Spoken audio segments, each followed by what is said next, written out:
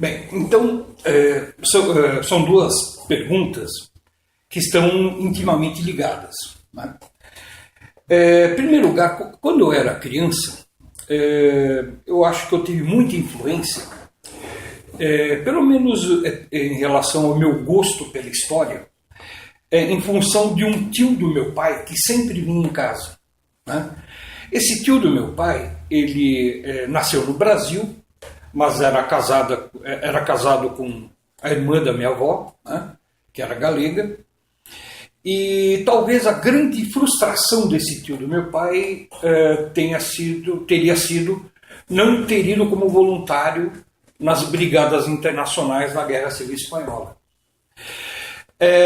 Durante muitos anos ele teve uma barbearia em Santos, né, e na década de 1930, onde acontecia os debates políticos, em grande parte eram nas barbearias, né?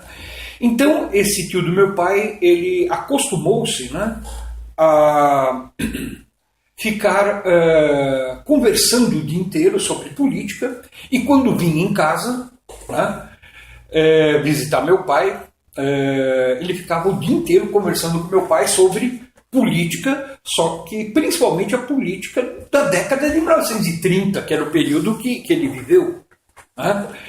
Então, talvez o assunto mais recorrente nas visitas desse tio do meu pai era sobre a Guerra Civil Espanhola.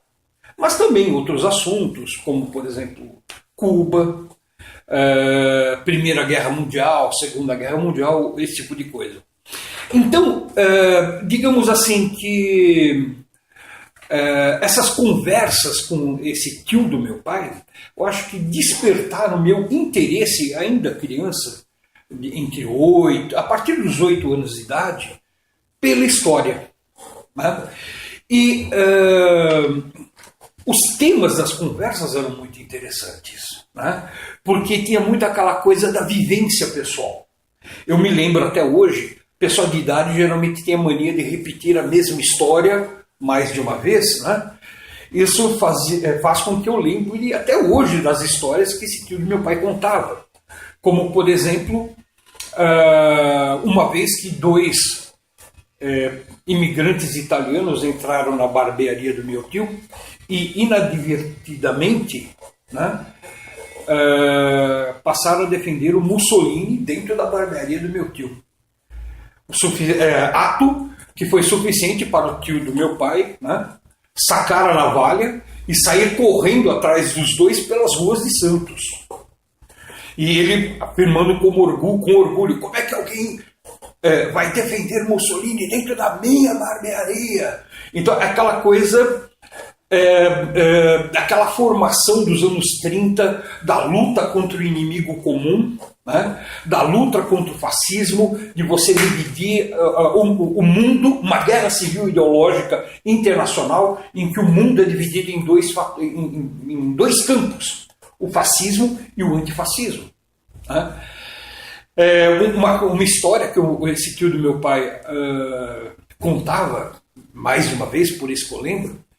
Eu me lembro bem que, por exemplo, esse tio do meu pai abaixava um pouco o tom de voz para minha avó não ouvir, minha mãe não ouvir e tal, e comentava o seguinte, que os republicanos haviam fuzilado alguns padres, algumas freiras e tal, mas que era justo fuzilar padres e freiras porque a Igreja Católica apoiava o fascismo, a Igreja Católica apoiava Franco, né?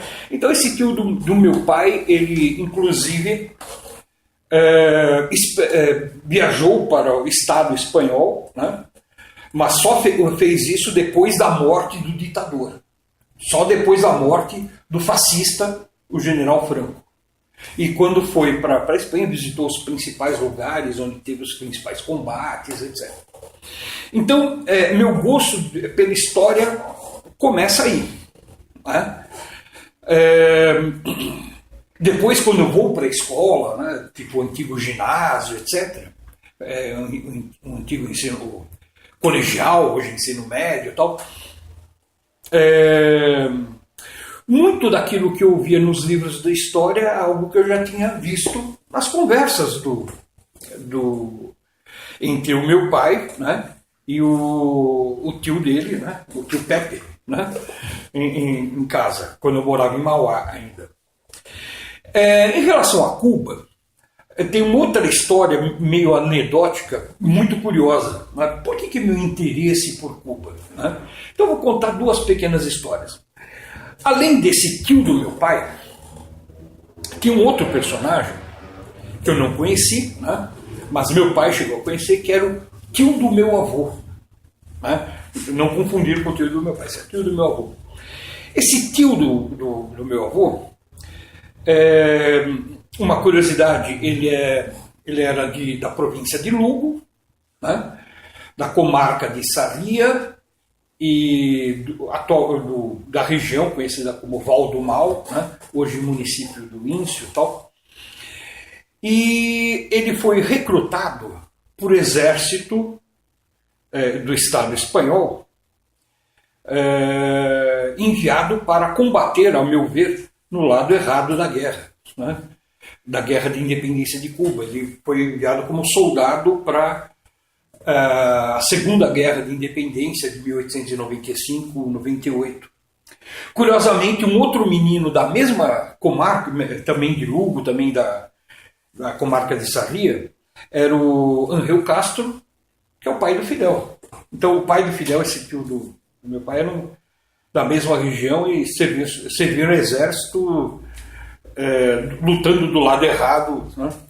Não sei se conheciam, mas é uma curiosidade. Bem, esse tio do meu avô depois sobreviveu à guerra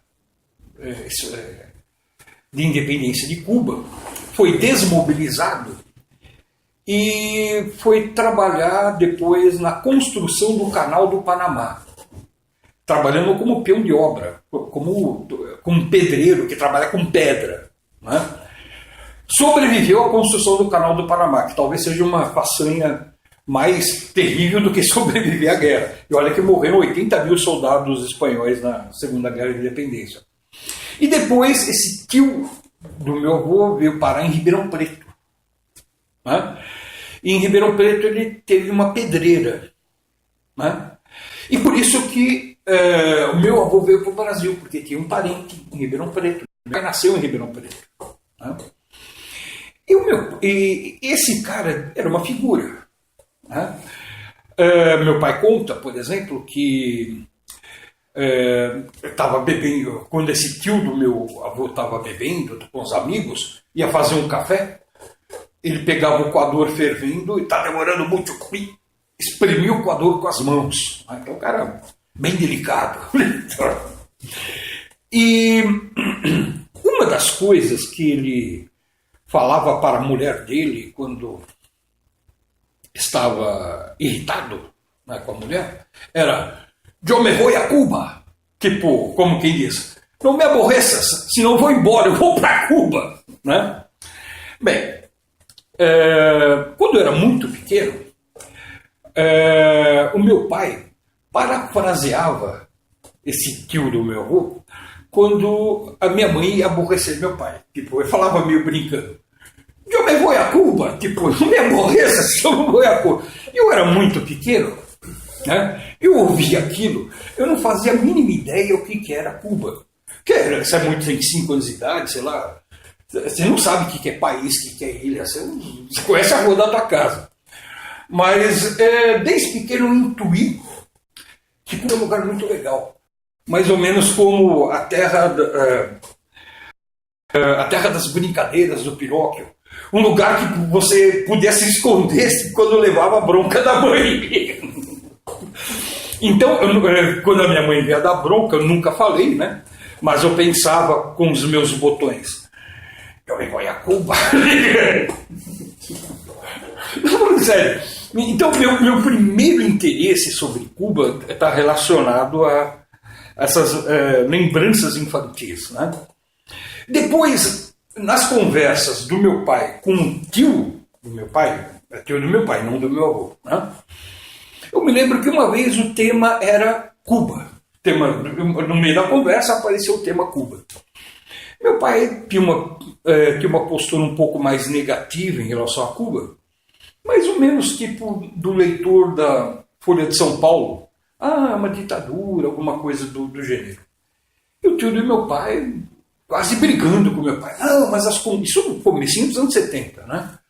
Mas as conquistas da Revolução, saúde, educação, e o debate vai se desenrolando, até que o tio do meu pai sacou um argumento para calar o meu pai. Né? O tio do meu pai falou: você não pode falar mal de Cuba. Meu pai fez aquela cara. Mas por quê? Porque em Cuba há muitos galegos, inclusive Fidel, cujo pai é de Lugo. Meu pai ele quase nasceu no navio quando meus avós vieram para o Brasil. Meus avós eram galegos. Né? O pai do Fidel é da mesma região dos meus avós, da mesma província e comarca. Né? E eu cresci com a ideia que em Cuba só havia galegos. E era muito engraçado, né? Que quando eu vi, e também que Fidel era uma pessoa familiar. Né? E achava muito engraçado porque depois, quando tinha competição nas Olimpíadas, tinha um pessoal descendente afro-cubano, né? Daí eu falei, nossa, que galego estranho. Acho que deve fazer muito sol lá em Cuba. Era criança e tal. Então essa mais do que curiosidade, essa empatia em Cuba vem desde a época que eu era criança. Né? Então, essas duas questões. Né? Por que eu passei a gostar de história? De tanto acompanhar desde criança os debates sobre temas históricos na sala de casa. Né? Então, o debate histórico é uma coisa que faz parte da minha formação desde criança. Né? E por que o interesse de Cuba? Também, né? Porque uma certa proximidade familiar, uma certa intimidade. Para mim, até o sotaque, a forma do falar espanhol, a língua espanhola que se fala em Cuba, para mim é familiar. Então, para mim é uma coisa assim... É o que me levou a essas duas coisas, estudar história e estudar Cuba.